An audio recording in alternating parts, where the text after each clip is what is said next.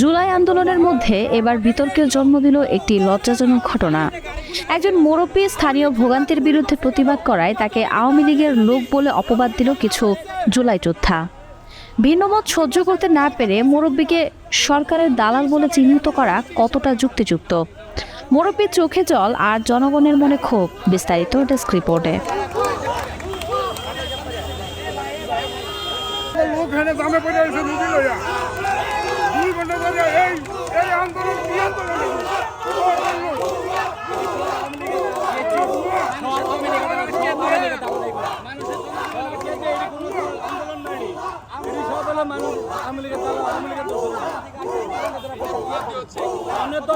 সচিবালয় যাবেন, আপনি মন্ত্রীর কাছে যাবেন, প্রধানমন্ত্রীর কাছে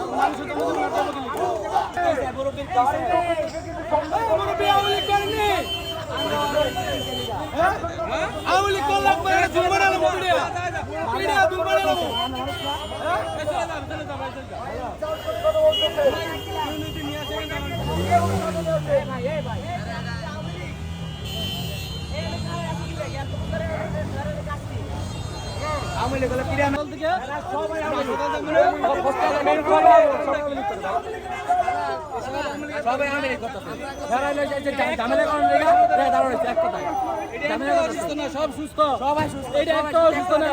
এই সব টাকা খাওয়ানোর ধান্দা, মানুষের জনজীবন আটকে দিয়ে এই অবস্থা।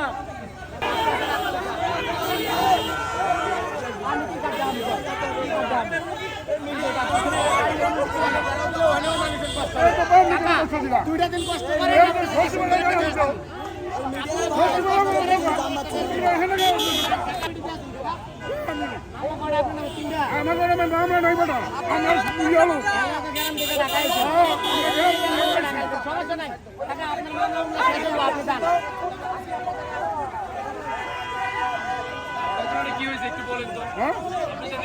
আমার রুগী বয়ে রয়েছে গাড়িতে, আমার রুগী বয়ে রয়েছে, আমি যাইতে পারতেছি না 2 ঘন্টা ধরে।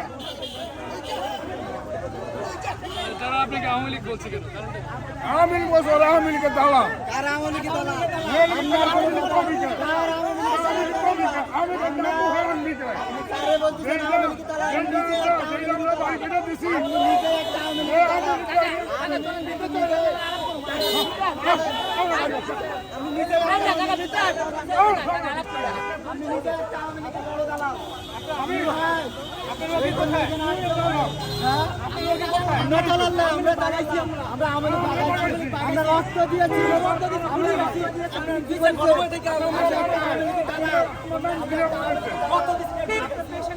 দেখতেছেন এইখানে কিছু আওয়ামী লীগের দস্যুরা আসতেছে আইসা বিশৃঙ্খলা সৃষ্টি করার জন্য, এখানে বিভ্রান্ত সৃষ্টি করার জন্য। আমাদেরকে আমরা সন্তোষভাবে আমাদের মিডিয়ার গাড়ি, অ্যাম্বুলেন্স এবং জরুরি যে কোনো সব গাড়িগুলি আমরা দিচ্ছি। আমরা সন্তোষভাবে আমরা এখানে অবস্থান করছি।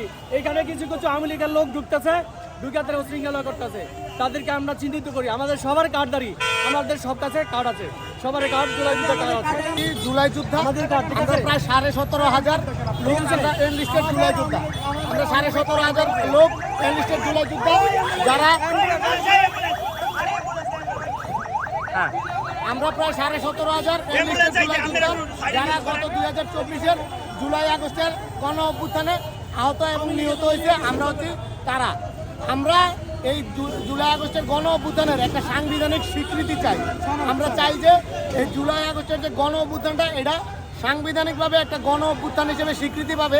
যদি এটা স্বীকৃতি পায়, তাহলে আমরা জুলাই আগস্টের যারা আহত এবং নিহত, আমরা তো স্বীকৃতি পাবই। তাছাড়া বর্তমানে যিনি বাংলাদেশের প্রধান উপদেষ্টা ডক্টর মোহাম্মদ ইউনূস, উনিও একটা সাংবিধানিক স্বীকৃতি পাবে। উনিও কোনো নির্বাচিত গভর্নমেন্ট না, উনিও এখন এই পর্যন্তই। সাথে আছে হ্যাপি ডেলিমেন্ট।